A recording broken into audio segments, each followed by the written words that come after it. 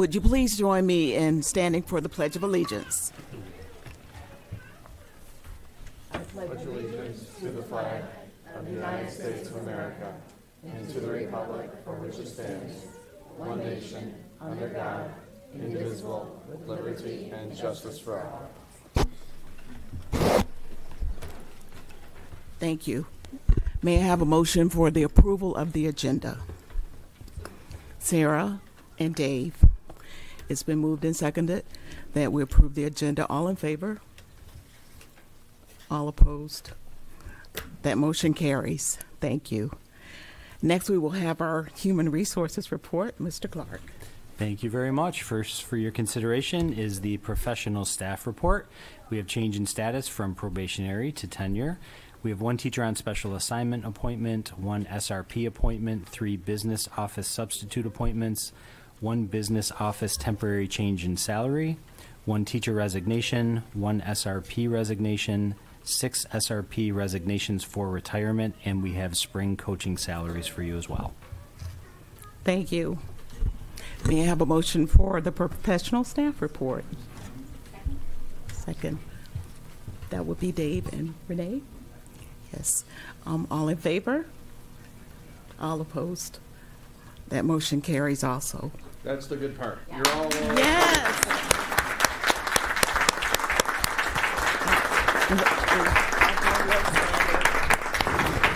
We're so excited to have you all be a part of our Pittsford district.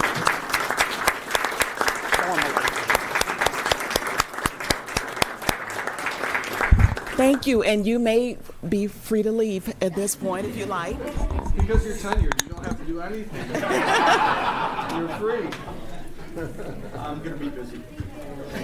Thank you.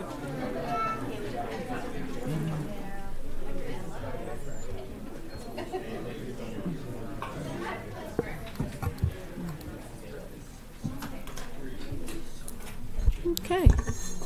Mr. Clark. Okay, thank you. Next for your consideration is the support staff report. We have 3 clerical retirements, 1 clerical termination, 1 transportation appointment, 1 transportation retirement, 4 custodial appointments, 4 custodial resignations, and 1 food service retirement. Thank you. May I have a motion for approval of the support staff report? Okay, that would be Sarah and Renee. Thank you. All in favor? And that motion carries. Thank you so much. Thank you. And finally, we have memorandums of agreement. They're on the consent agenda. That's it. Thank you. Thank you. Next, we'll have our principal's report. Mendon Center Elementary School, Mrs. Clayton. Good evening, everyone. Thank you for having me this evening. Thank you to the board and central office team for all of your continued support. And it was great having you in the building last week to visit as well. It's been an honor and privilege to be the leader at Mendon Center, and I'm very proud to share with you some of the great work from this year. So this photograph here is just our all-school photo. We always start every year with our mantra for the year and all of our kids and our favorite drone photographer. So this year, our saying is "Who I Am," just embracing who we are, our differences, our similarities, and all the things that make us wonderful. Just to begin the presentation, I wanted to take a couple slides just to share with you kind of what's anchored our work at Mendon Center for the year. So as you know from our work over the summer in July, Pittsford Central Strategic Initiative, really looking at engagement, rigor, and authenticity for our kids. We've spent a lot of time around welcoming and affirming environment, and now we're moving to that next step of the instructional strategies and routines that really lift the expectations and engage kids. Another Pittsford Central document that's been central in our work is our rubrics for our next gen skills. That's really helped to articulate for us what it looks like when our children are effectively doing the things you see here, particularly at elementary, a lot with the learning mindsets in terms of being able to persevere, have that self-awareness, engage with others, and that stick with it attitude. Another document anchoring our work is the New York State Framework for Culturally Responsive and Sustaining Education. This has really kind of been like a roadmap for us in terms of where we aspire to be, with checkpoints along the way. And last but not least, the state benchmarks with the equity revisions for self-awareness, social awareness, and decision-making. There's overlap between all of the documents, as you know, but it's been really great for us to spend time kind of immersed in this work and being able to make connections between what's happening every day in our classrooms and what the guidance is telling us we should be doing. So with our Who I Am, at the start of the year, we used this book, Words I Tell Myself, and it was all about positive affirmations, things I tell myself when things are getting hard. And teachers around the building really spent a great deal of time engaging kids in conversations, literature, writing activities to help them recognize their own identities, the role their family plays in that, the role their school plays in that, and what makes them all unique. And what I've done for each of these work samples is I've just kind of tagged an example from the documents I showed you of how it aligns to show you the way in which we've been kind of using these documents this year. Teachers have also spent a lot of time with kids doing goal setting, and one approach is coming up with one word for the year that kind of anchors their work. I love this one, chose peace, because I'm always getting in fights, and whenever we get in fights, I try to remember to stay calm and in control, so we hopefully will not fight so much over silly things. But that promotion of reflection and goal setting and kids really getting to know who they are and their strengths. Here's another example of a one word, and I love this one because it ties back to the name that he was given. It's Glow, and the name means brightness.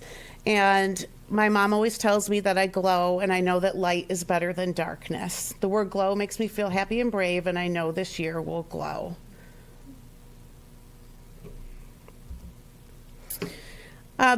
Kind of moving into the academic realm, we've been spending a lot of time on our math instruction this year, a lot with our grouping practices at 4th and 5th, but then also looking at our math routines as they exist in classrooms K-5. This is an example of a first grade class using a math routine called Splat, where there's an ink blop on the screen. The kids see some exposed dots, some covered, and they have to come up with an equation to match it. But what's cool about this is these are 5 and 6-year-olds showing multiple ways of solving a problem, bravely standing up in front of their peers with their whiteboards and defending their solutions and having conversations about the way each of them is solving problems. And what anchors all of these math routines and makes them so effective are their consistency and their regular use in the classroom, and the teachers have been really committed to making that happen for kids. And you see a real difference in terms of their risk-taking, all the voices being heard, willingness to share their math thinking, and it goes a long way to shape their math identities that sometimes waver as they get older in the elementary years. With our next gen skills, obviously creativity and innovation exists in all of our encore classes, but in our writing classes as well. This is an example of a 4th grade teacher that created 6-word memoirs. So the kids came up with topics of significance, what's shaped them as people, and then they had to construct 6 words to reflect their story.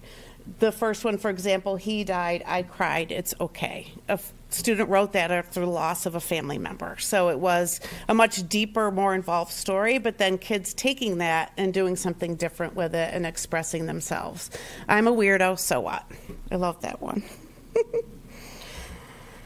Along with the CRSE framework, a piece of that is engaging in ongoing professional learning and support, and that's exactly what our teachers have been doing a lot of this year.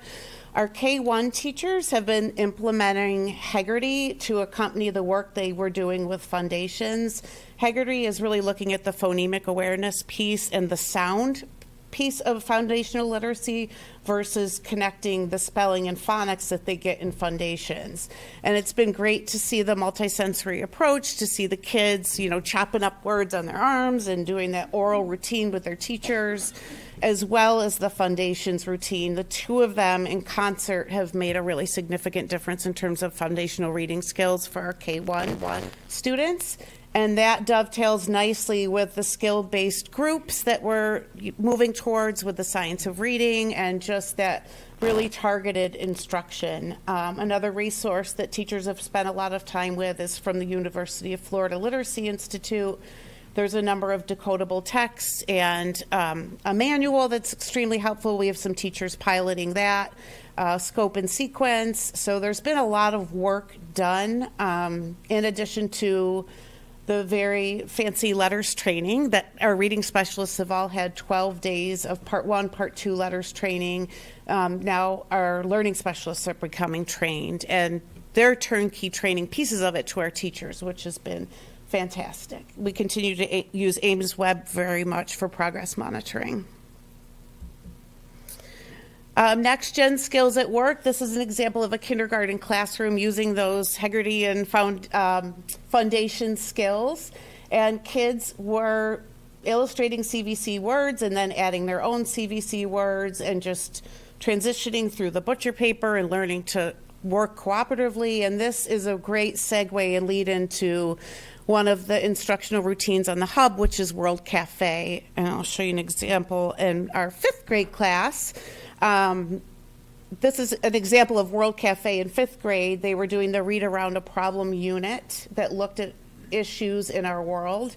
And the teacher had simply placed photographs on butcher paper, and kids rotated through writing keywords based on their observations of the photo. And it really surfaced a lot of prior knowledge, a lot of connections to new learning, a lot of great information that came right from our kids and their wealth of background knowledge. So it's really exciting to see when you see a routine begin at K and then you see it come to fruition at 5th grade as well. Continuing with our professional development, in the center, that's an example of a number corner calendar. Each of our K-5 classrooms is using number corner as a thinking routine for mathematics instruction. And again, what makes Number Corner effective is the consistency in its delivery. So even if it's every other day, it yields great conversations from kids.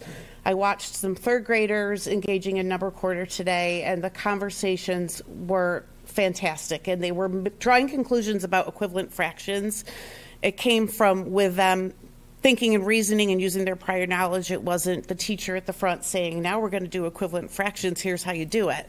They were looking at it in pizzas and eggs and rulers and arrays and making connections to multiplication and what they know about factors. And it's just really fascinating to see the kids' thinking grow and develop.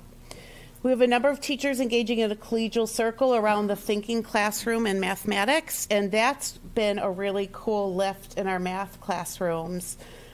We have kids working on large vertical workspaces that are made out of shower board on one side and then like dot wipe off on the other side, and they work in groups of 2, 3, or 4, and they have tasks that are very low floor, high ceiling, and they collaboratively solve in different ways. They look at each other's work, they give each other feedback.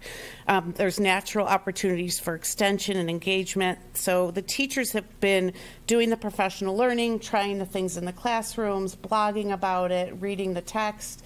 It's one of those things that's really caught fire, if you will, and created a lot of excitement in the part of the teachers.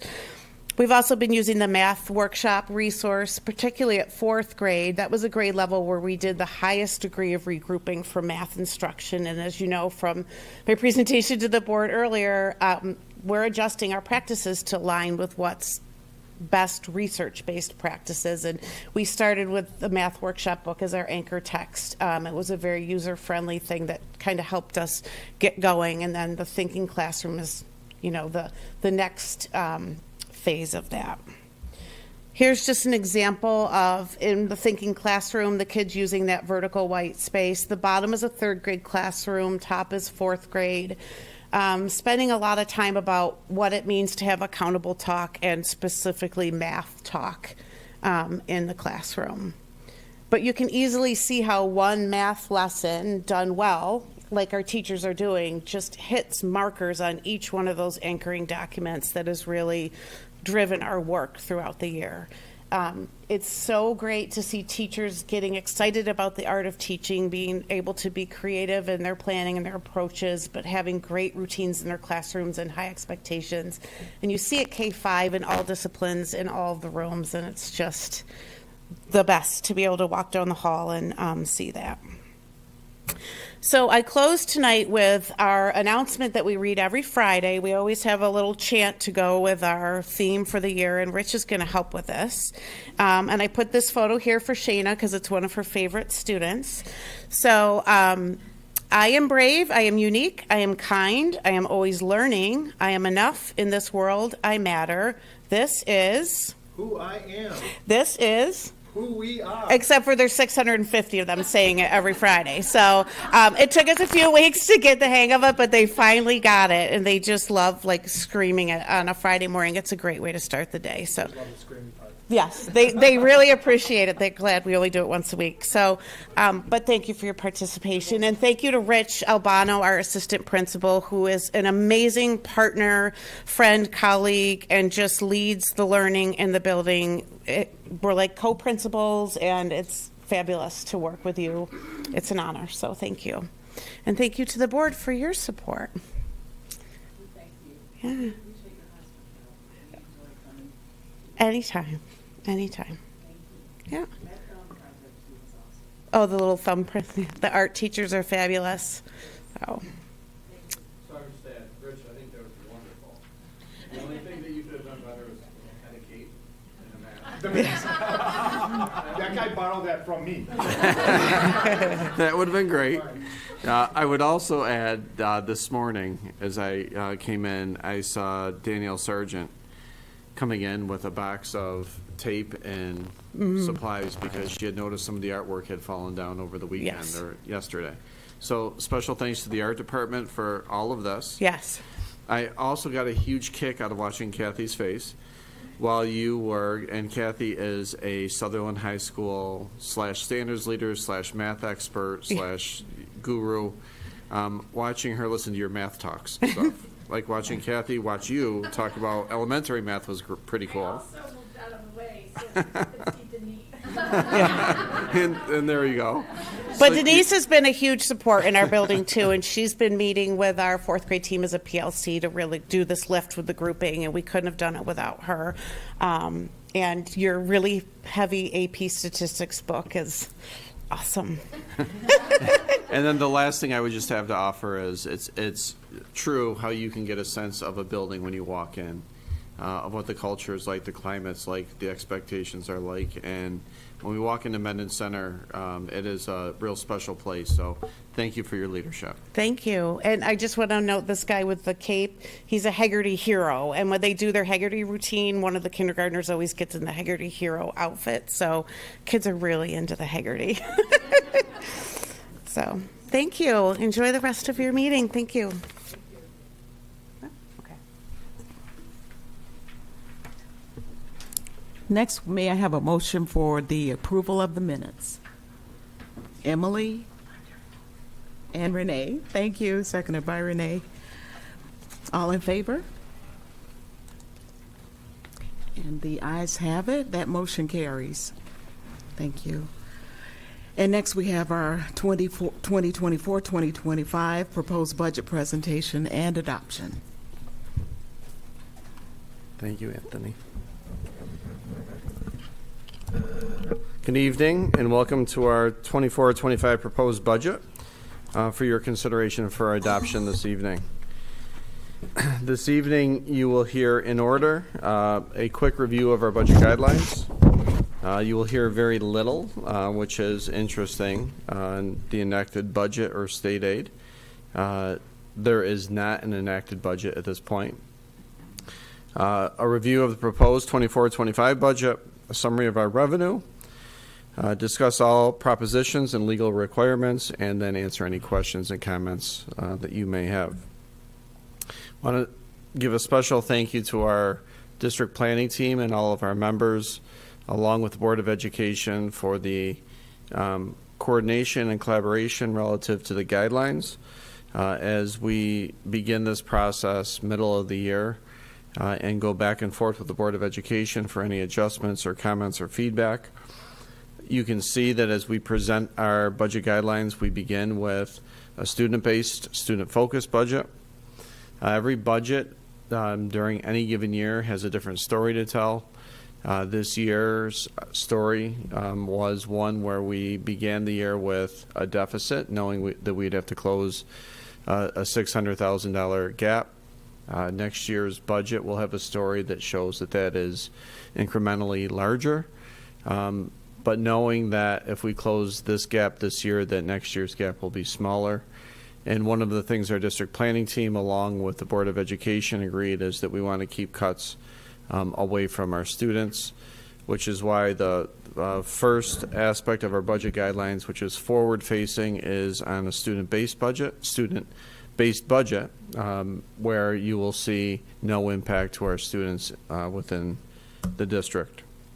Our high-quality professional learning is directly aligned to our strategic initiative. What we do know is all of the work that we are undertaking relative to providing the highest quality, highest level of engagement, rigor, and authenticity that's wrapped around with culturally responsive instruction and next-gen skills for our students is supported through our professional development along with other areas of importance.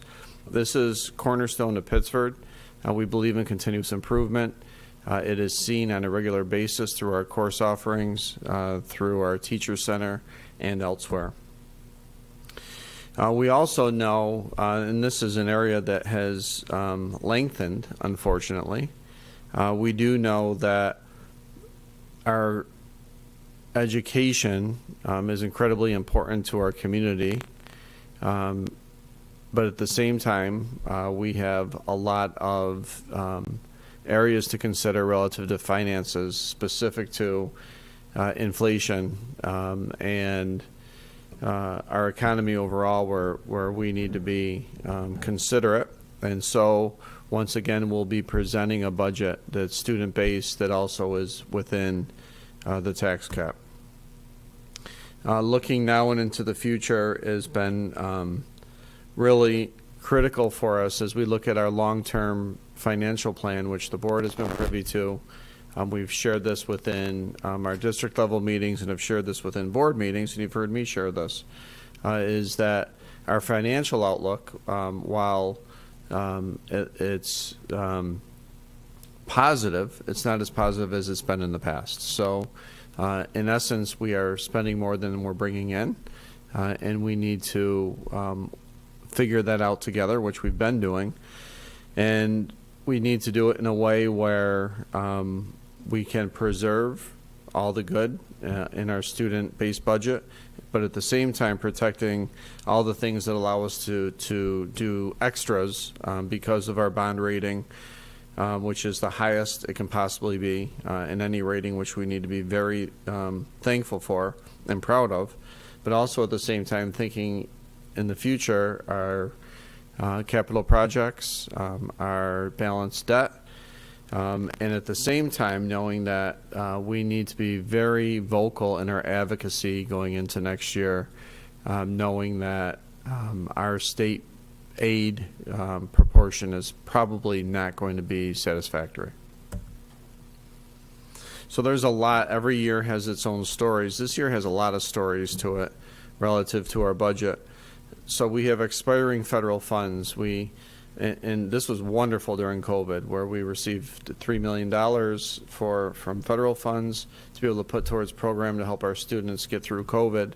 Now that we're at the end of that money is away, but we still put in programs that were very helpful for our students, and so we had to go through a process relative to what we can absorb in the general budget and what has to go away, and look at what makes sense for us relative to being able to have a budget that we can afford.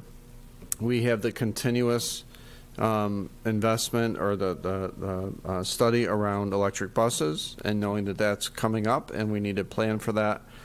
We have work that we're doing relative to our infrastructure and our current capital project, and also keeping an eye to the future, specific to what are we going to do with our pools, what are we going to do with our HVAC, et cetera. And we have other things that we have to contend with, which every other company has to do as well. Looking at compression, looking at the cost of insurance, and then specific to Pittsford, we also have to look at what it means to us when we have less funding than was promised from the state, and what are the ramifications for that, and how are we going to make that up. So as we think about this year's budget, we can't think about this year's budget in isolation. We also have to think about this year's budget and the impact on next year's budget and the following year's budget, et cetera. So I want to thank Mike Vespi and Leanne Reister, who both have been instrumental in looking at a 5-year long-term financial plan for us, with the understanding that we have more money going out than is coming in, but that makes sense because if you look around the world, that's happening everywhere. One of the biggest factors that we're being hit with is the concept of increased minimum wage, which takes all of our workers that were at or just below minimum wage and brings them up to minimum wage, and then adds to that the adjustments in salaries relative to seniority and time that they've certainly put in with us. And that cost of compression is significant, which many companies are feeling. We have the inflation that's ranged anywhere between the high 8s this year to the 3s, and that's a significant amount of cost to the district, cost to our taxpayers, our employees, everyone around us. We've settled almost every contract this year, which is great. We've done so in a manner where contracts have been settled less than the cost of inflation, which is something for all of us to be proud of relative to why people work in Pittsford and their dedication to the work that they do. Everything else is going up except state aid. Energy is going up, cost of food is going up, food service is going up, but state aid is going down. And so just again, when you see anything that may come out relative to the governor's budget, if they do say that Pittsford has received a 3.5% increase, please read through that and understand that that's not true. If the budget were to come to fruition tomorrow, we would be losing state aid. There's lines within the governor's budget that allocate money to Pittsford that we can't use, so it becomes a shell game, and it's real. So we are not going to receive whatever is publicized around that level of increase. We have gone through a year this year, and I again have to thank our district planning team for this, where we started with a $600,000 gap. We looked at primarily how to close that through efficiencies. So are there areas where we can find win-wins, where we can combine positions, where we can look at attrition, where ever we could find areas to cut that won't impact students are the areas that we look to. So we have closed the budget gap. You will be presented this evening with a balanced budget, and that has been done in large part, through one of our values of collaboration, which was with approximately 20-something district planning team members coming together and helping us close this budget together. So with that, before I turn it over to Mike, you'll see in front of you the timeline and the process moving forward. We are at April 16th, which is the budget adoption. We have 2 dates of significance left. We have the budget hearing on May 14th and the budget vote on May 21st. Mike, if you can come up and take it from here. I want to thank you again for all of your work relative to this budget.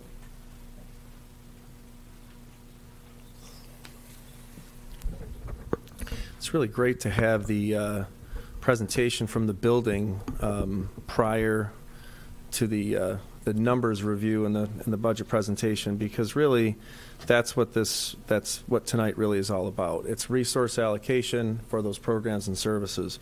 We do get lost sometimes in the numbers.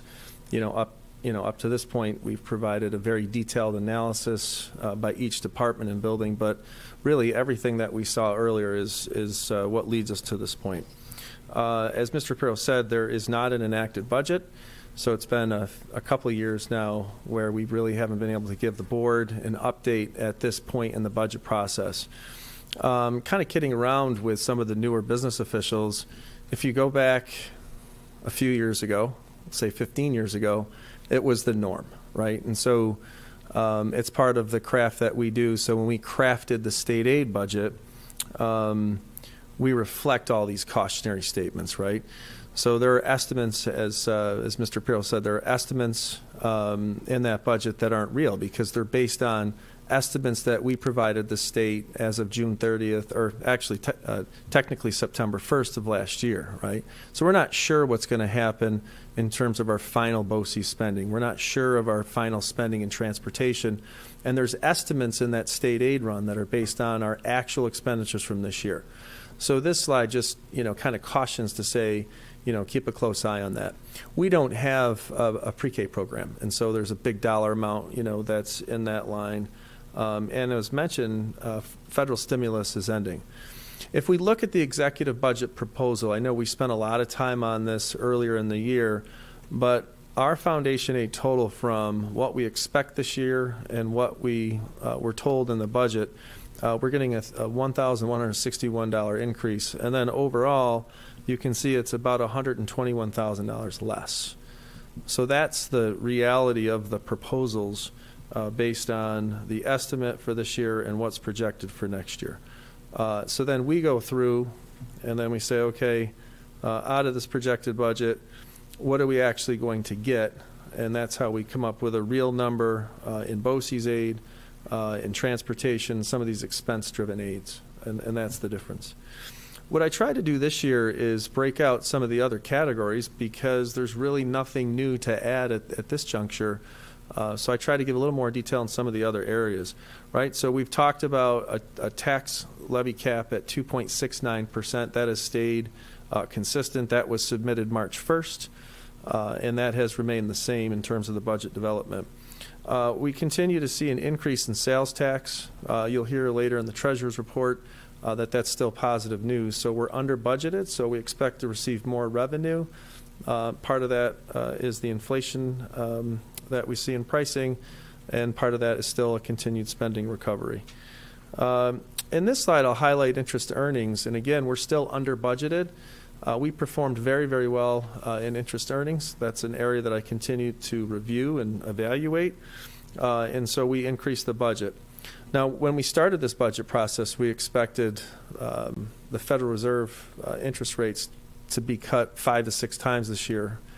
Because of continued inflationary pressure, we may be looking at 2 cuts later in the year. So on the one side, on the one hand, that's really good, right, in terms of interest earnings and our cash flow from a revenue standpoint. On the other hand, it's still going to continue to put pressure in terms of lending, et cetera, car loans, et cetera, et cetera. So, we'll continue to take that revenue as a positive. This budget proposal, as Mr. Pirro mentioned, closed the budget gap. We also know that we have money in savings. In fact, when I talk about the property tax report card later, I'm required to disclose our reserve levels and then talk a little bit about if we end the year positively, how those reserve levels get adjusted. As part of the legal requirement, you see in a later slide, I'm required to submit that to the State Education Department 24 hours after you approve this adopted budget later in the agenda. But the point here is that we're continuing to use more money to help close that gap. So you can see 40,000 more under unemployment, 100,000 more out of the Employees Retirement System Reserve, and then the EBLAR, the Employee Accrued Benefit Liability Reserve, another 50,000. So you can see overall, we're looking at a total budget of $161.7 million, or a 2.69% increase on taxes. I highlight that again because that's really what people look for. So on the revenue side, really not a lot to update, at this point. It's based on what we have in front of us. On the all schools budgets, this is a different way to break down what's already been presented at previous board meetings. So we break it down from all schools combined, the elementary schools, and we try to look at some of the bigger areas. So for example, in elementary, we look at school support. That's an increase in paraprofessionals that was agreed upon to support an additional elementary level. And again, Melanie's already covered this in her presentation and others in their budget presentation, some of these differences, but this is a unique way to group it, pointed out. Pupil services shows our commitment in mental health services, behavioral specialists that we now have brought over and maintained from federal funds. So this just outlines each of those areas in each of the schools. In central student services, as was mentioned, our biggest increase was out of district tuition placements at BOCES and some of the expected tuition billings that we see, and we expect to see an increase there. Quite frankly, every year. And then in central office, we've talked about this extensively. We're continued to be committed to the one-to-one instructional technology program, and we are bringing those expenses into the budget, which will then generate more aid in BOCES. So there'll be an offset after that works into the system. So we've decided to move away from a year-end approach where we primarily focus on that replacement plan year-end, and we're moving it into the front end. And you'll see later in the presentation that part of that is to reaffirm the instructional technology reserve, so that way we can help offset taxes and spend additional money out of it to support our technology initiative and have a more steady stream. In central administration, as previously reviewed, there's a focus in the early part of the year of some additional administrative support from a mentorship standpoint, as Mr. Pero had previously presented. Overall, I spent an exhaustive amount of time talking about our undistributed budget with expenses, and that outlines our standard increase in benefits. And really slight increase in the teacher's retirement system up into that 10% range, and then a jump into the 13% range for ERS. So a couple of percentage points that actually, again, as I previously mentioned, accounted for a slight exclusion in the tax cap. So when we put this all together, we end up with that $161.7 million budget, or a 4% budget-to-budget increase, which is very much in line from a historic perspective of some of the increases that we've seen. I think, probably the one piece of caution is I have to continue to look at the additional FTEs that have really increased over the last 5 years. And I think that goes part to our work with district planning team and planning for the future to look back over time.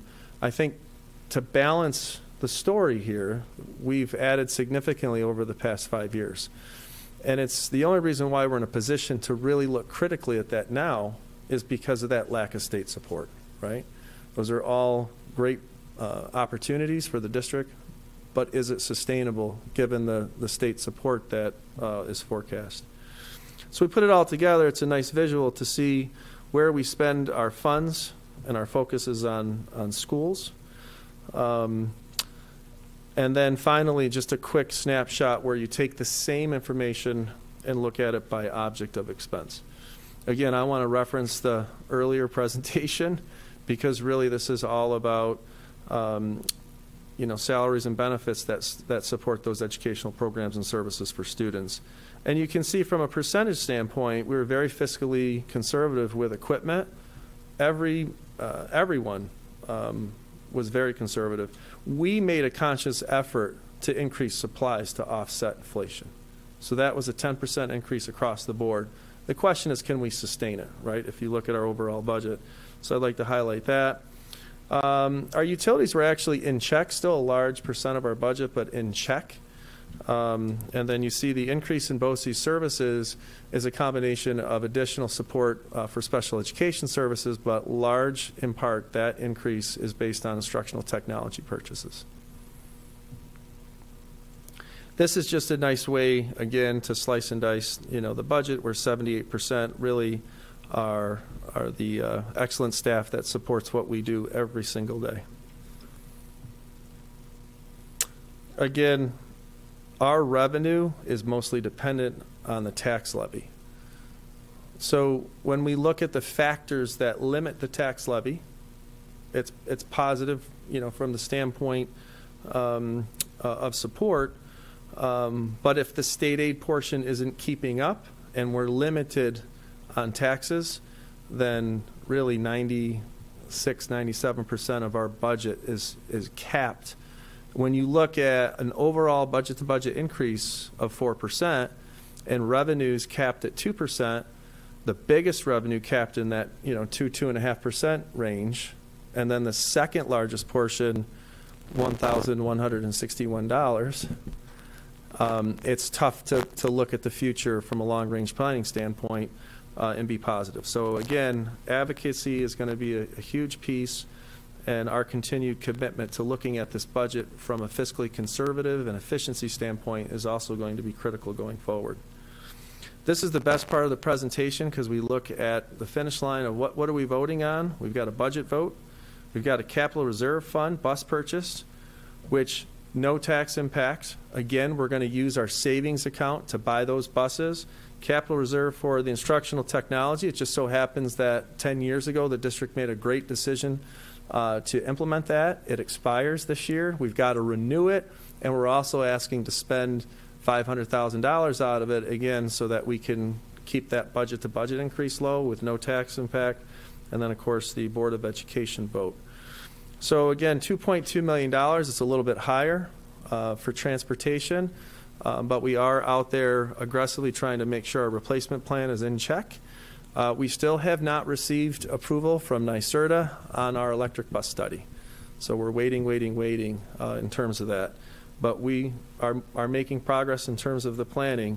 But again, this is no tax impact. These are not electric buses. These are actually efficient diesel buses. Here's the actual resolution just for the public to see. Same thing with the reserve fund with technology. So the ask is basically a savings account up to $15 million that we can deposit over 10 years. We can continue to try to scrape and save money and put it in this reserve so that it'll offset that technology replacement plan so that it does not impact the tax levy or debt. So just fast facts, we closed the $600,000 budget gap. We maintain programs. We're within the property tax cap. That's important. Remember last year our tax cap was very, very low, very easy to understand. We may get some questions from people that say, wait a minute, how can you do 2.69? It's a 2% tax cap. So obviously it's 2.69 because of the exclusions that we have allow us to go a little bit higher. We're still under the tax cap. So that's an important part of the communication. Budget-to-budget increase at 4%, which is right in line from an inflationary standpoint. And this is fiscally responsible. We're using a little bit more of our savings account. But given the fact that, as Mr. Pirro said, the support that we're getting from the federal government is now phasing out and wraps up, I think overall a very, very good budget. So again, the official action is to approve this spending plan in total action, and that's what we're asking the board for. And then later in the finance agenda, that property tax report card. And then I take care of the required submissions. I'm still required. It's interesting because we had part one of the federal funds audit last week. We're still required to keep all that information on our website and keep it posted until a couple years beyond that audit period. And then we're also required to maintain some of those positions we added in the general fund budget. So that's, that accounts for some of the pieces that you see. New this year is early voting on top of absentee voting. So I mentioned that, and you'll see that in our communications and online. Again, I apologize for this. It's required, but it's the final part. The ARP funding is the final part of our federal funds. We're in the finishing phases of this. This money has to be spent by September 30th of this year, and this will be the final period. And we are on target to spend the remaining funds. Fortunate for us, what we did is when you see these line items that are in this, we've now incorporated these to preserve them in the general fund budget. So we've done a very, very good, efficient job of utilizing federal funds over the last 4 years, not setting up a federal funds fiscal cliff, and presenting, I think, again, a very fiscally responsible budget. So we did a great job with this, exactly what they wanted districts to do with these funds. So next is the public hearing, important step, and then that's within the no sooner than 14 and no less than 7-day period, and then we'll have the vote at Barker Road Middle School on May 21st. Questions, comments at this point? We want to thank you, Michael, on the attention to the details. Okay. All right, very good.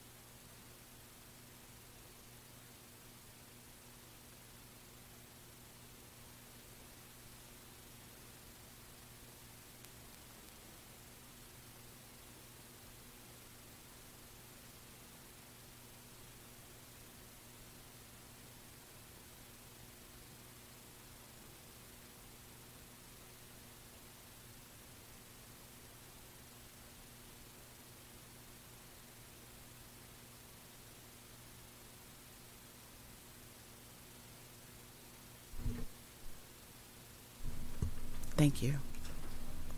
All right, and so next we will have the BOCES annual election and budget vote. So first we will consider the candidates one by one, and so I will need your hands shown. So first we will consider the candidacy of Margaret Burns, resident of West Arundecoy School District, as a member of Monroe No. 1 BOCES Board for a term of office, which will begin July 1, 2024 and end on June 30, 2027. All in favor? Okay. That motion carries. There are no noes or abstentions.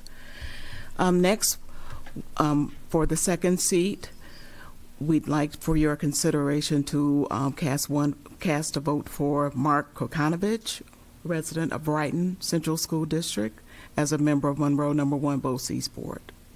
All in favor? Okay. All opposed? Ayes have it.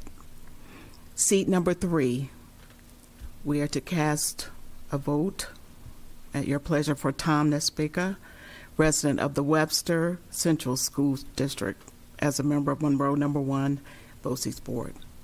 All in favor? Thank you. Seat number 4, Maureen Nupp, resident of the Fairport Central School District, as a member of Monroe No. 1 BOCES Board. Same term of office. Thank you.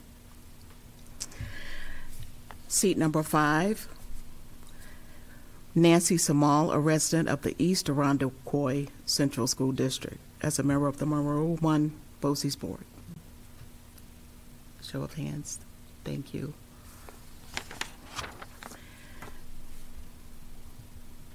So we have considered all of the candidates, and next we will have a vote on the budget, and we will vote to approve the proposed BOCES administrative budget in the amount of $5,820,485 for the 2024-2025 fiscal year. May I have a motion for that, to accept that? By a show of hands, all in favor. Thank you so much.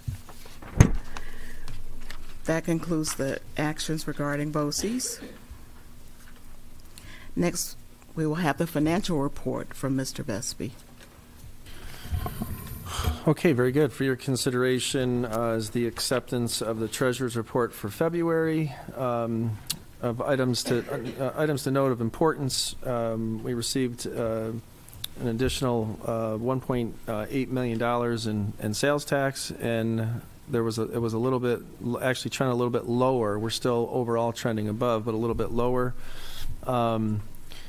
School lunch continues to be very consistent, and the recovery plan from the earlier deficits seem to be on track. So that's something that I'm meeting now on a monthly basis, and again, I think they're finding their way with a balance between trying some new items and looking at participation. As I mentioned previously, not to repeat, we still are trending higher in interest earnings overall. That concludes my report. Thank you. May I have a motion to accept the February 29 Treasurer's Report? Will be Emily and Dave. All in favor? None opposed. The motion carries. Okay, next for your consideration is the property tax report card. I've got to submit this online. It includes most of the budget information that I conveyed earlier, enrollment, tax cap information that I conveyed 2 board meetings ago, and the overall inflationary information. I've got to do an estimate of fund balance in this. In particular, how I think we're going to end the year, and I still expect to forecast the year with a healthy, unrestricted fund balance at that 4% of next year's budget. The most important document, and really the new requirement, is to list all of our reserves transparently, which is attached and obviously is part of the report, and then give an idea of the description of the reserve and our intended uses of the reserve. So previously I mentioned the reserve specifically that we're using to balance the budget. So it's a little calculation between what the actual balance is as of the end of March, and then what we expect the balance to be, pending the end of the fiscal year. So we provided some general increases to what we think those balances are going to be based on the current trend of the budget.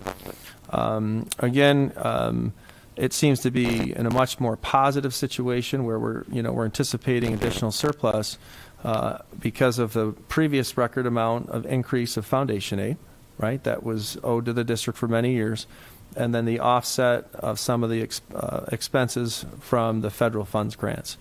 And then in the revenue category, back to revenues, higher BOCES state aid, and then continued interest earnings. So on the revenue side, we should end in a very positive manner, and on the expense side, the same thing. So that would allow us to grow these reserve funds, and we provide an estimate. It's simply an estimate. At the end of the audit period, all of these will be adjusted, and we'll repeat that. But this is more in an effort to be transparent. The final thing I say that I'll say with regard to this, it's good to note for the minutes that we talked about each of the reserves, and then this is a good reminder and reflection for the board to look at the reserve and fund balance policy, and the fact that we've reviewed the use of those reserves in the budget process. So typically from a comptroller audit, those questions will be asked, and we can say, yep, on budget adoption day, we went through, you had a detailed list, we approved it, we reviewed it, we talked about it at the budget presentation, and it just gives us a chance from a compliance standpoint to be able to really give that answer, when asked. That concludes my report on that one. Thank you. We have several actions that fall under our financial report. The first one is a motion to accept the property tax report card resolution. Kim and Sarah. All in favor? Thank you. That motion carries. The next motion is that we're asking for is for acceptance of the budget transfer request for technology. So this is something that we've done for many years, where we look at our anticipated fund balance and we do a budget transfer to fund a BOCES technology project at the end of the year. So that's what this represents. I'm hoping that by putting that money in the budget that we get away from this practice, but in the field of technology, I can tell you that I probably already have another request for the next meeting because we continue to try to get ahead and it's ever evolving. But that's what this is, and thank you very much. Thank you. Motion to accept from Dave and Emily. All in favor? That motion carries. Thank you. All right, and finally, for your consideration is a resolution to join the New York Liquid Asset Fund. We are currently a member of what's called NICLAS, and that gives us an avenue to invest our funds. This gives us another avenue to invest our funds. Previously, we had a limit of 50 million. This is another limit of 50 million, so this gives us the ability to invest additional funds in obviously a very safe, approved investment vehicle that's yielding, in the neighborhood of 5.2% right now. So this is a positive move to be able to provide us with more options and diversification from an investment standpoint. Thank you. May I have a motion to join the New York Liquid Asset Fund, NILAF? Kim and Dave. Thank you. All in favor? The ayes have it. That motion carries. Thank you. And so, and then finally, just for your consideration is a bid award for paper, and that's on the consent agenda. thank you. Next, we'll have a curriculum report from Mrs. Ward. Thank you very much. I'm very pleased to have Kathy Curtis, our math standards leader, here still in the audience with us tonight.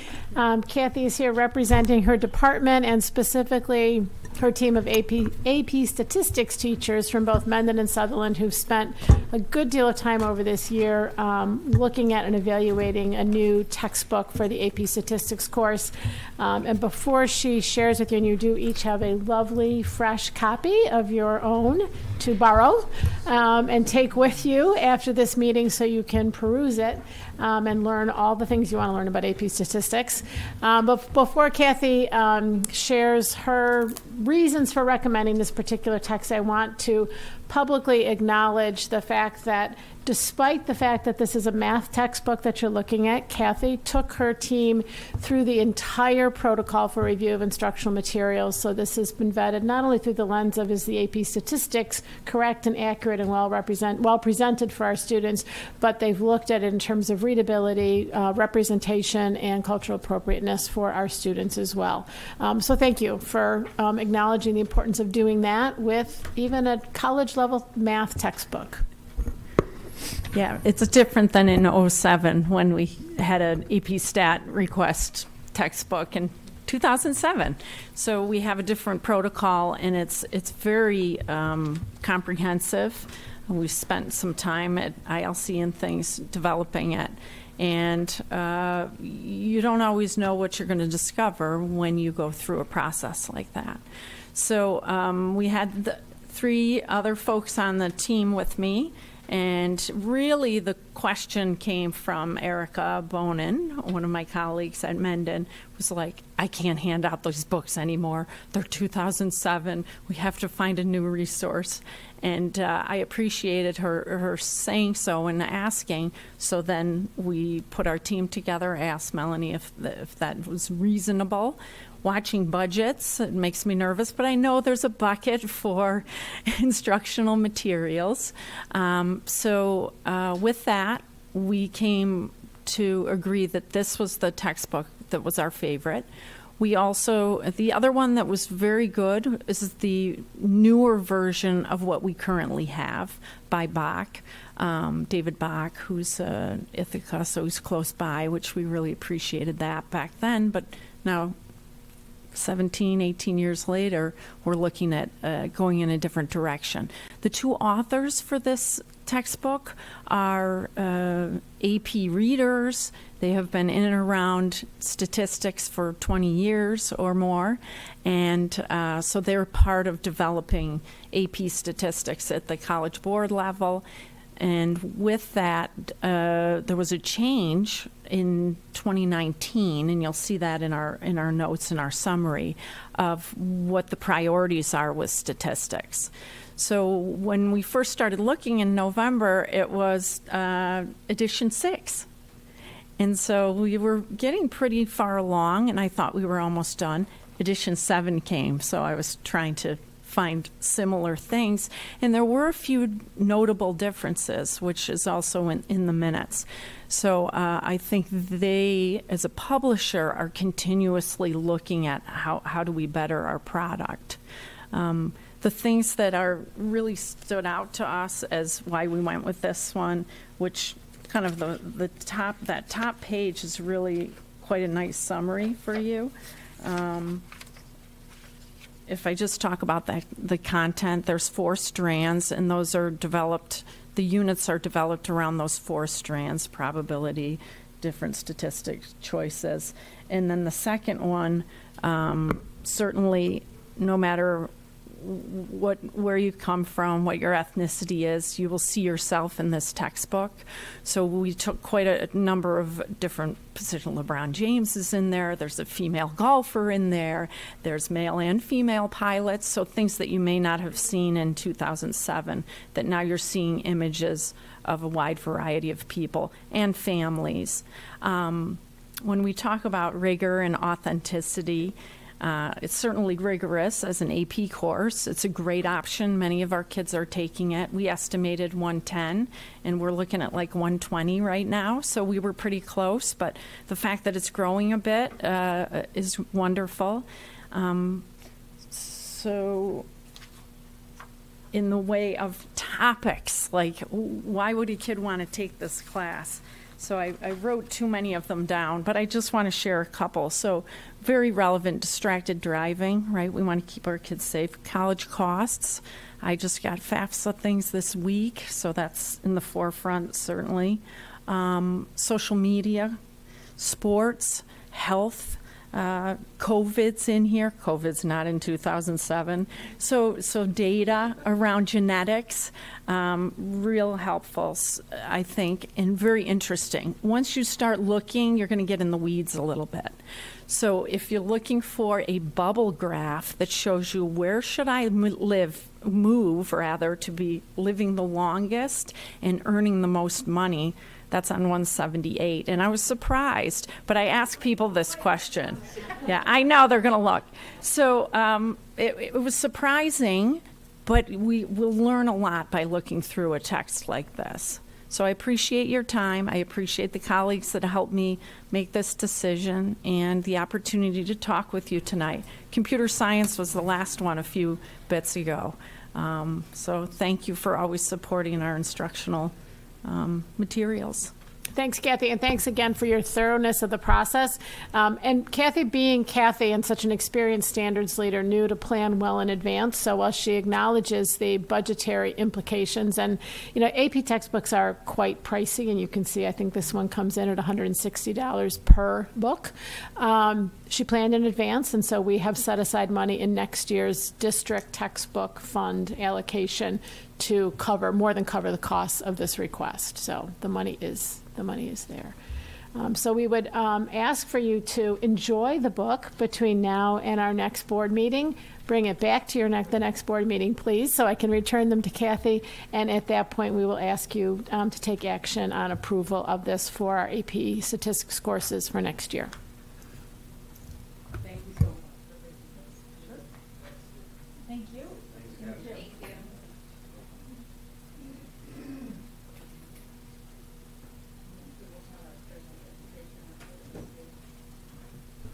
Good evening. I just want to congratulate Nellie Yandek again on her tenure recommendation this evening. In addition to being a speech language therapist at Mendon Center, she's also our Committee on Preschool Special Education chairperson, and she does a phenomenal job of arranging for services for our preschool students and making really good positive relationships with families who, many of them are part of our school community for the first time when their children are going through that preschool process. So just congratulations and thank you to Nellie. Our Committee on Special Education and Preschool Special Education recommendations are all on the consent agenda this evening.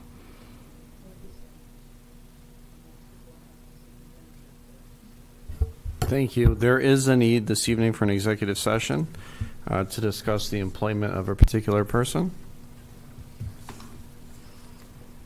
Thank you.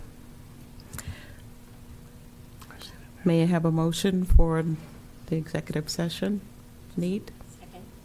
Okay, that's Jeff and Renee. All in favor?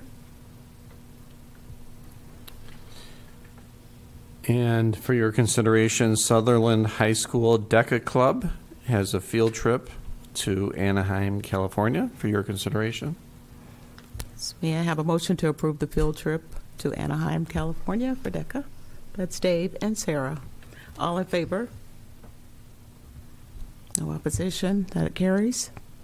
And next is a technicality I'm bringing back to for your consideration. We were a day off with the robotics forecast for their trip to Houston, Texas. So you can see the confirmed dates in front of you for your consideration.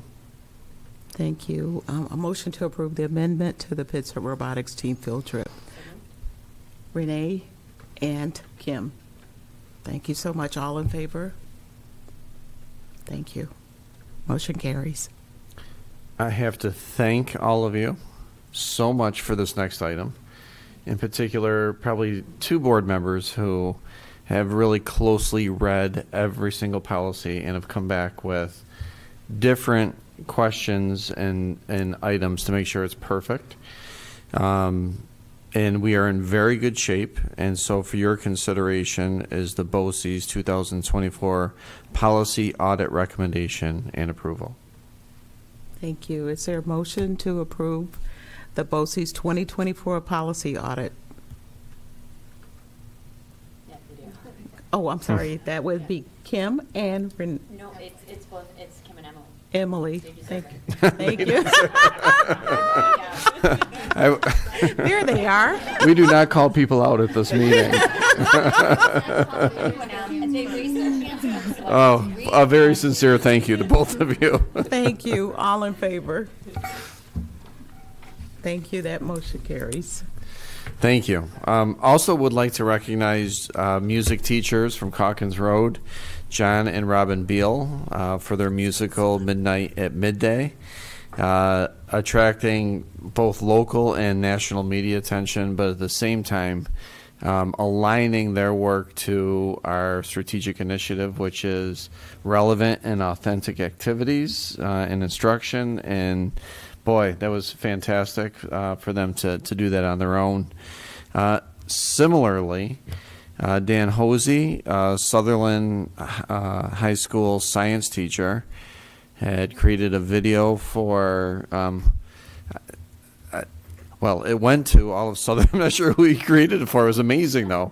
He sent it to me, and I reviewed it, and he then sent it to Sutherland High School. We showcased it in one of our mailings home, but he completely explained what an eclipse is really like.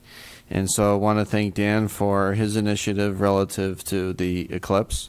I also want to thank the town, the village, and our Pittsford maintenance and grounds for their collaboration and execution of making this a safe experience for all. Congratulations to our district for being named one of the best communities for music education for the 19th straight year. And another congratulations to our high schools as being identified as unified champion schools. So you may have heard of things like Project Unify and activities like Young Athletes Unified Club, Spread the Word campaigns, Respect Weeks. Our high schools, I believe, and I have to confirm this, are the only schools in New York State to be recognized as Unifying Champion schools, which is amazing. Part of that process is through Special Olympics and the U.S. Department of Education. So quite a significant recognition. A couple other updates. Our capital project is well underway. We are at near 100% completion for our intruder locks on all of our doors of areas of large assembly. So I believe we are at 100%, and the areas that we're looking at now are side doors and smaller discrete doors that people wouldn't see, but we want all of our doors to be secured. So we're almost at 100% there. We are on time for our work of our front entry double door secured vestibules, and this work will be conducted primarily in the summer, with some of the staging taking place this spring. Given the significance of this work, we'll be communicating in the near future how to access different buildings during the summer, and we'll also, per the law, post and communicate any areas that may be in need of minor asbestos abatement, which is very typical during any kind of capital project, and especially with older buildings. As this work begins, we await approval for the next phase from the state regarding the larger scope that involves Barker Road, areas like the Commons, the Technology Wing, the Mendon High School Science and World Language classrooms, counseling areas. And so we're hoping for approval for all of that work to occur this fall. The other thing I'd like to update the community on and the board is bringing this back to our really thoughtful succession planning model, knowing that we'd have several retirements in this year and in the previous year. So we have hired, obviously, Heather Clayton as our ASI, thanking Melanie again to stay on with us through November to assist. We're in the final phase of hiring a principal replacement for Heather at Mendon Center. We're also at the final phase of hiring a principal at Allen Creek for Mike Biondi. We are also at the final phase of hiring a teacher center director for Julie Barker. And again, I've shared this before, but to highlight some of the significance of this turnover, I share that on average, for average Pittsford Central School District years of experience at the principal level for our 5 elementary schools, next year our average amount of years will be 0.8. We have our athletic director completing his first year, our CSE coordinator for her first year, our SEL equity coordinator completing their first year. Completing year 2 as administrators is our assistant superintendent for business. We've just recently tenured our pupil service director, our assistant superintendent for HR, and we have 3 high school non-tenured assistant principals. So we have a significant turnover at the administrative level. But I'm very, very excited and thankful and appreciative of those that are willing to hang on a little bit and help with mentoring, and also with the high level of candidates that we've been able to secure. And all of our hires to date have been extraordinary, so we're in very good shape now and looking towards the future. Thank you. Thank you. Next, we'll have, someone to entertain a motion for the consent agenda. So moved. Renee and Kim, all in favor? That motion carries. Next week, is there any old business?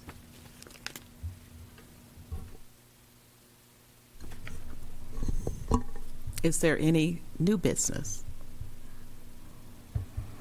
And there is no public comment this evening, so may I have a motion for adjournment? Sarah and Renee, thank you. All in favor? That motion carries. Thank you so much.